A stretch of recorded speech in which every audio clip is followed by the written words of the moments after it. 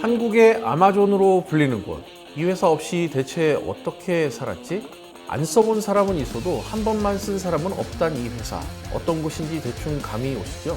궁금해. 이번 시간에 다룰 기업은 바로 쿠팡입니다.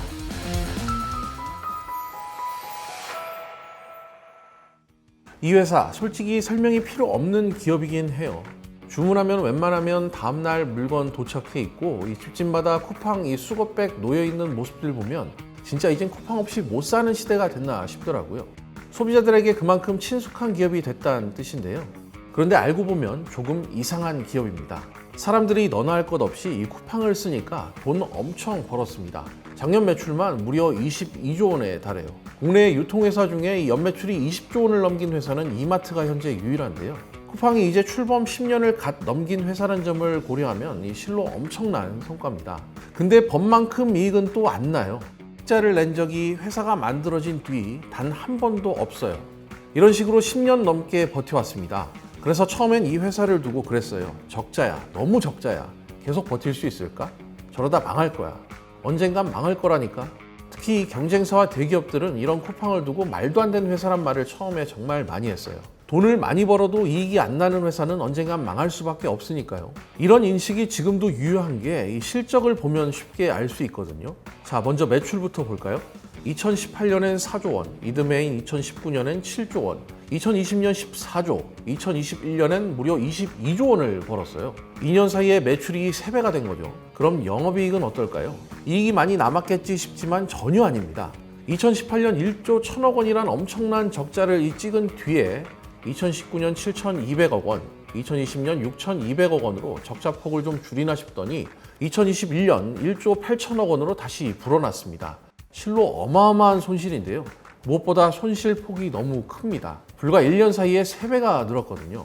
쿠팡은 이에 대해 계획된 적자라는 표현을 쓰는데요.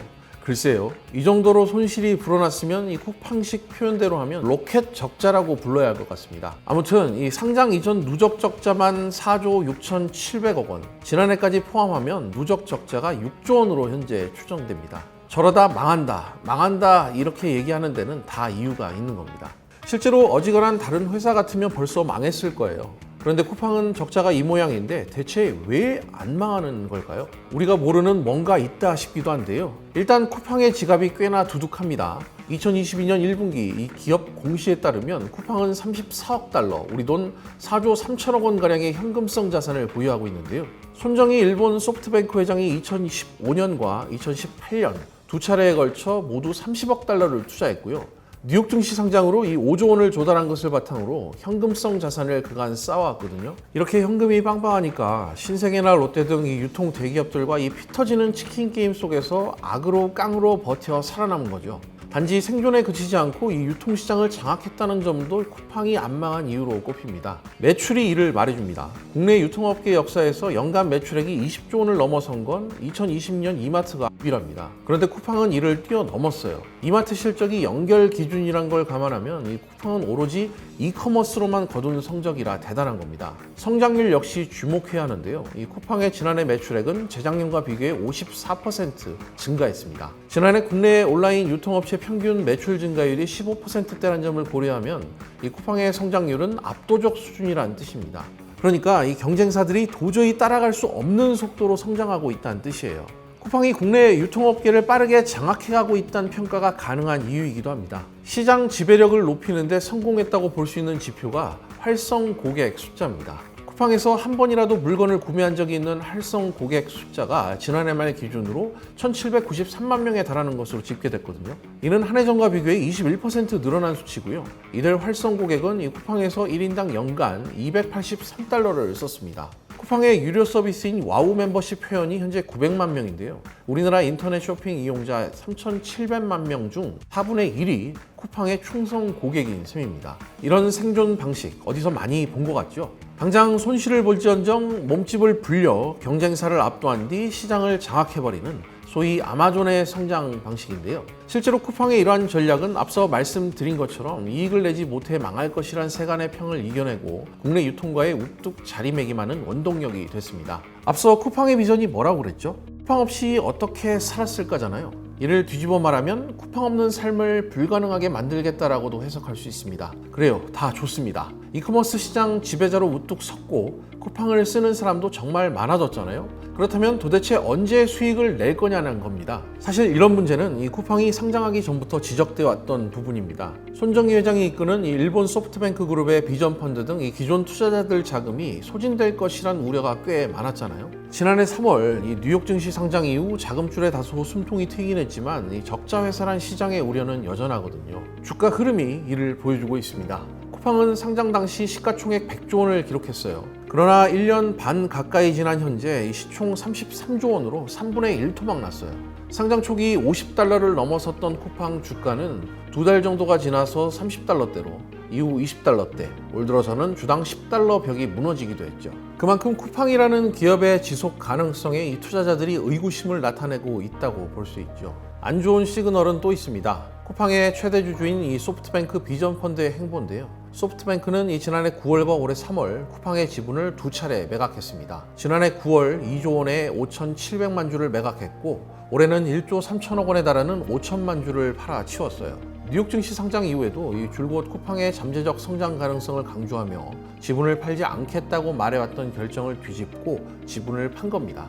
시장의 우려는 커졌습니다. 쿠팡을 키웠던 손정희 회장이 쿠팡을 떠난다? 이제 다 컸으니 출구 전략 마련하는 건가? 물론 손정희 회장이 쿠팡에서 완전히 손을 뗀 건 아닙니다. 앞서 투자했던 중국 기업에서 이 손실이 커지고 있으니까 이 쿠팡에서 차익 실현에 나섰다는 게 대체적인 평가입니다. 그렇지만 이 대주주의 차익 실현은 이 상식적으로 매도 시그널이란 점에서 쿠팡엔 분명 좋지 않은 소식입니다. 끊임없이 적자를 내며 이 외형을 키우는 쿠팡의 사업 방식이 지속 가능한지에 대한 의구심도 여전히 남아 있습니다. 수익성이 좀처럼 개선되지 못하는 이 기본적인 이유는 익히 알려진 것처럼 물류센터입니다. 물류센터 구축에 막대한 투자를 하고 있기 때문인데요. 쿠팡은 2010년 이 창업 이래 전국 400만 제곱미터 부지에 물류센터 100곳을 지었어요. 이것도 모자라 이 부산과 전북, 완주, 또 경남, 창원 등 6곳에 이 물류센터를 짓기 위해 1조 원 넘는 돈을 투입하겠다고 했죠. 로켓 배송을 원활하게 하기 위해 전국을 쿠팡의 주요 서비스 지역, 이른바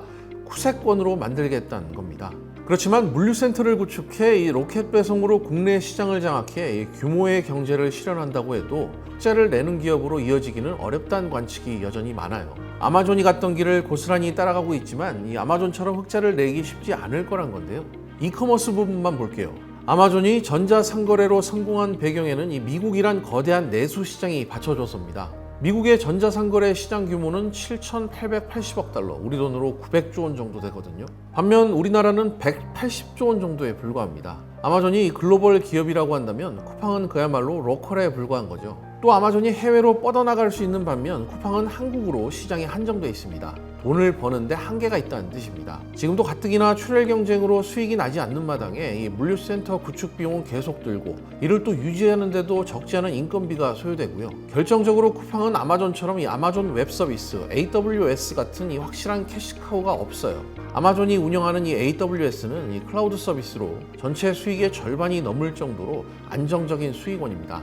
쿠팡이 주력인 이 이커머스 시장에서 빠르게 성장하고 있긴 하지만 그만큼 적자도 매년 증가하고 있어 확실한 돈벌이 수단이 없다는 뜻입니다. 믿고 기댈 한방이 없으니 흑자를 어떻게 낼 수 있을까? 쿠팡이 과연 어떻게 버틸까? 의문이 가시지 않는 이유입니다. 이걸 달리 말하면 오롯이 이커머스에서 결과물을 내야 한다는 거예요. 그렇지만 우리나라도 이커머스 시장 내 경쟁이 꽤 치열하잖아요. 특히 이커머스의 핵심 경쟁력인 이 배송 부분에서 국내 경쟁 기업들도 쿠팡을 따라 속도를 끌어올렸어요. 미국과 달리 우리나라는 땅이 좁고 일일 생활권이기 때문에 다른 기업들도 쿠팡처럼 이 배송 경쟁력을 갖추기 어렵지 않다는 뜻입니다. 당장 신세계, 롯데는 물론 네이버, 11번가 등 여전히 건재하고요. 편의점 대기업들, 여기에 위메프, 티몬 등 모두가 경쟁자입니다. 설령 흑자를 내도 쉽게 내긴 어려울 거란 얘기입니다. 유통산업 자체가 마진율이 낮은 데다가 이 국내 유통구조상 쿠팡의 독점은 사실상 어렵다고 여겨지기 때문에 쿠팡도 결국 나름의 돌파구를 찾고 있는 모습입니다.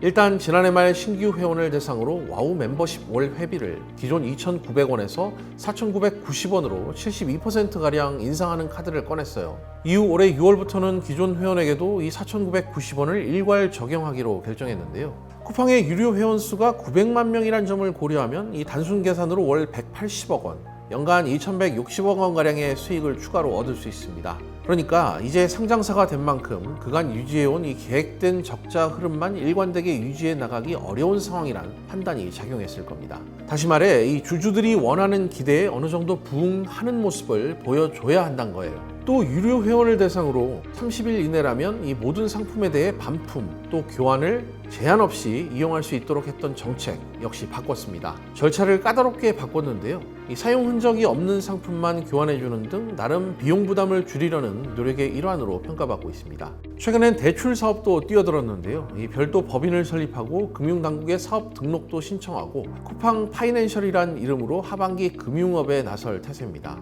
입점 판매자들에게 리스, 할부 금융 서비스를 지원할 계획인데요. 이 또한 배달의 민족 같은 쿠팡이츠, OTT 서비스인 이 쿠팡 플레이 같은 이 플랫폼을 활용한 서비스의 연장선이자 수익성 개선을 위한 목적으로 풀이됩니다. 쿠팡의 미래가 과연 어떨지 사실 저도 굉장히 궁금합니다. 한국의 아마존이 될지, 덩치는 크지만 영원히 이익을 내지 못하는 회사의 대명사가 될지 섣불리 판단하기 어렵습니다. 그렇지만 매출 측면에서 꾸준히 성장해온, 아니 국내 유통업계의 새 역사를 써온 것 또한 부정할 수 없는 현실입니다. 기대와 우려의 시선을 한몸에 받는 쿠팡, 앞으로 쿠팡의 행보를 계속해서 지켜봐야 하는 이유입니다. 궁금해. 저는 다음 시간에 새로운 아이템으로 돌아오겠습니다. 감사합니다.